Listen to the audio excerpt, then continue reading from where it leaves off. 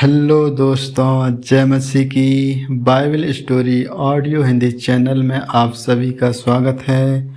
आज हम पवित्र शास्त्र बाइबल के एक नए ऑडियो स्टोरी से सीखेंगे पहलौठों का अर्पण के बारे में। हालेलुया।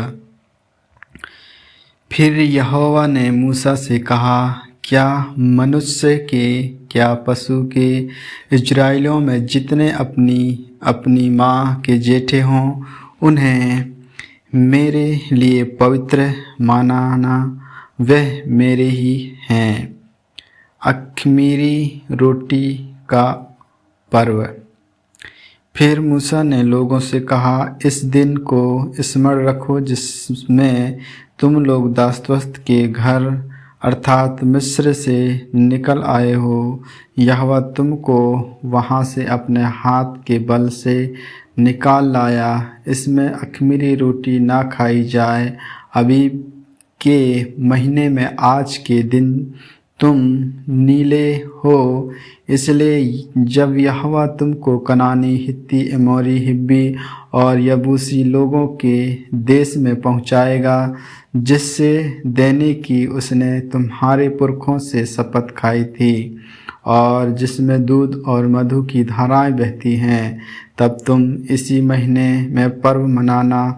7 दिन तक अख़मीरी रोटी खाया करना और 7वें दिन यहोवा के लिए पर्व मनाना।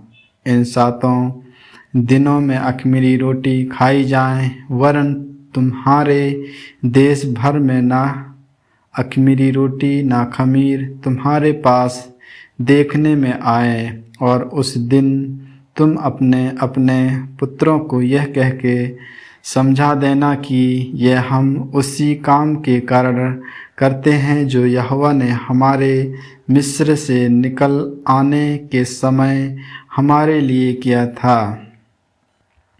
फिर यह तुम्हारे लिए तुम्हारे हाथ में एक चिन्ह होगा और तुम्हारी आँखों के सामने स्मरण करने वाली वस्तु ठहरे, जिससे यहोवा की व्यवस्था तुम्हारे मुँह पर रहे, क्योंकि यहोवा ने तुम्हें अपने बलवन्त हाथों में मिस्र से निकाला है।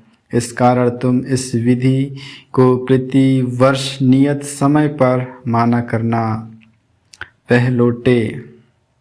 फिर जब यहोवा उस शपथ के अनुसार जो उसने तुम्हारे पुरखों से और तुमसे भी खाई है, तुम्हें कनानियों के देश में पहुंचाकर उसको तुम्हें दे देगा, तब तुम में से जितने अपनी अपनी माँ के जेठे हों उनको और तुम्हारे पशुओं में जो ऐसे हों उनको भी यहोवा के लिए अर्पण करना।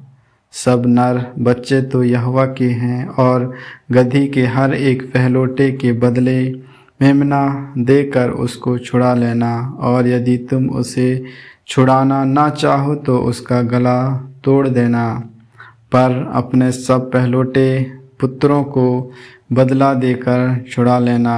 और आगे के दिनों में जब तुम्हारे पुत्र तुम में से पूछें यह क्या है, तो उनसे कहना, यहोवा हम लोगों को दासत्व के घर से अर्थात मिस्र देश से अपने हाथों के बल से निकाल लाया है। उस समय जब फ़िरौन ने कठोर होकर हमको जाने देना न चाहा, तब यहोवा ने मिस्र देश में मनुष्य से लेकर पशु तक सब के पहलौठों को मार डाला। इसी कारण पशुओं में जिसे जितने अपनी अपनी माँ के पहलौठे नर हैं उन्हें हम यहोवा के लिए बलि करते हैं, पर अपने सब जेठे पुत्रों को हम बदला देकर छुड़ा लेते हैं। यह तुम्हारे हाथों पर एक चिन्ह सा और तुम्हारी भुहों के बीच टीका सा ठहरे, क्योंकि यहोवा हम लोगों को मिस्र से अपने हाथों के बल से निकाल लाया है। मेघ का खंभा और आग का खंभा।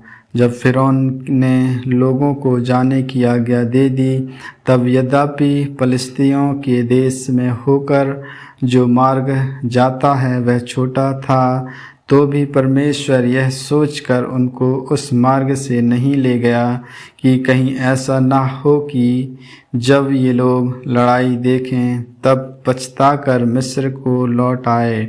इसलिए परमेश्वर उनको चक्कर खिलाकर लाल समुद्र के जंगल के मार्ग से ले चला और इज़राइली पाती बांधे हुए मिस्र से निकल गए। और मूसा यूसुफ की हड्डियों को साथ लेता गया, क्योंकि यूसुफ ने इज़राइलियों से यह कह के परमेश्वर के संचय तुम्हारी सुधि लेगा, उनको इस विषय में की दृढ़ शपथ खिलाई थी कि वे उसकी हड्डियों को अपने साथ यहाँ से ले जाएंगे।